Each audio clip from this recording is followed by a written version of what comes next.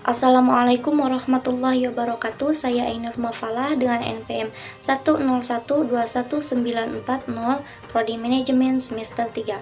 Dalam video kali ini saya akan memaparkan materi tentang al-ihsan atau berbuat baik.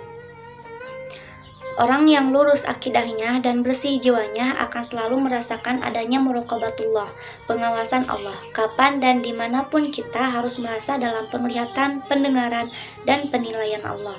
Selanjutnya ada ihsanullah, kebaikan Allah. Dalam hadis Jibril dikatakan oleh Rasulullah SAW, kau beribadah kepada Allah seakan-akan engkau melihatnya. Kalaupun tidak melihatnya, sungguhnya ia melihatmu. Dalam waktu yang sama, kita harus merasakan betapa Allah selalu berbuat baik kepadanya. Kita merasakan nikmat-nikmat yang diberikan secara langsung maupun tidak langsung. Kita mengetahui maupun tidak mengetahui, menyadari ataupun tidak menyadari.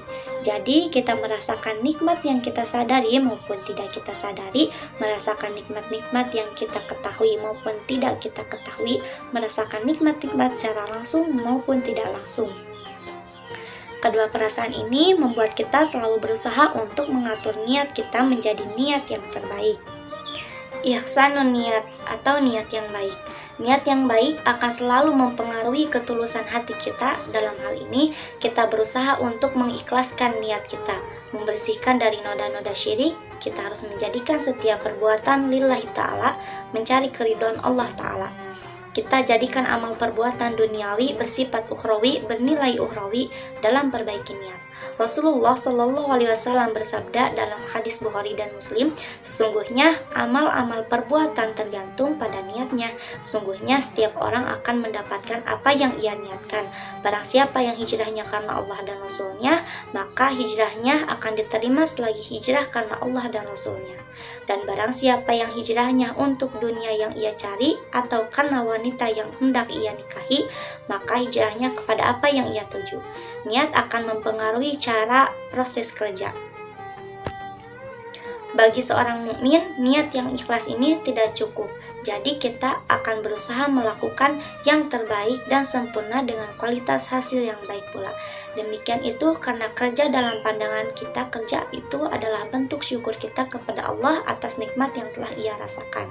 Bagi kita, kesempatan dan pekerjaan itu merupakan nikmat yang harus disyukuri. Kemampuan kita untuk bekerja juga merupakan nikmat. Kita melakukan kerja itu dengan mengharap upah yang lebih besar dari Allah. Upah dari manusia yang ia dapatkan tidak seberapa bila dibandingkan dengan upah yang Allah berikan kepada kita. Upah yang kita dapatkan dari manusia tidak sebanding dengan upah yang Allah berikan kepada kita, baik berupa keberkahan di dunia maupun pahala di akhirat.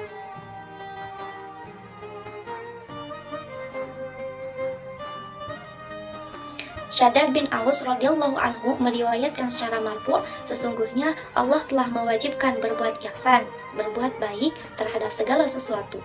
Maka jika kalian membunuh, bunuhlah dengan cara yang baik. Dan jika kalian menyembelih, maka sembelihlah dengan cara yang baik pula. Dan hendaklah seseorang di antara kalian menajamkan pisaunya dan menenangkan hewan sembelihannya. Hadis sahih diriwayatkan oleh Muslim. Sebelum itu, dengan bahasa instruksi, Allah berfirman, dan berbuat baiklah sebagaimana Allah telah berbuat baik terhadapmu. Bila itu yang kita lakukan, tidak akan mendapatkan balasan dari Allah yang lebih baik. Untuk balasan itu berupa yang pertama, kecintaan dari Allah. Sesungguhnya Allah apabila telah mencintai seorang hamba, ia akan mengatakan kepada Jibril bahwa Allah mencintai si fulan, maka Jibril pun mencintainya. Kemudian Jibril memanggil penduduk langit bahwa Allah mencintai si fulan, sehingga penduduk langit pun mencintainya. Yang kedua, jika kita telah melakukan perbuatan-perbuatan yang terbaik, al-ihsanu amalan, maka kita mendapatkan pahala dari Allah. Dalam surat Al-Imran ayat 148, A'udzubillahi minasyaitonirrajim, Bismillahirrahmanirrahim, yang artinya, karena itu Allah memberikan pahala di dunia dan pahala di akhirat, dan Allah mencintai orang-orang yang berbuat kebaikan. Kemudian jika kita ihsanul amal, perbuatan yang baik, maka kita akan mendapatkan pertolongan kemenangan. Pertolongan dari Allah, kita akan mendapatkan kemenangan dari Allah. Dalam surat An-Nahl ayat 128, A'udzubillahi minasyaitonirrajim, sesungguhnya Allah beserta orang-orang yang bertakwa dan orang-orang yang berbuat kebaikan.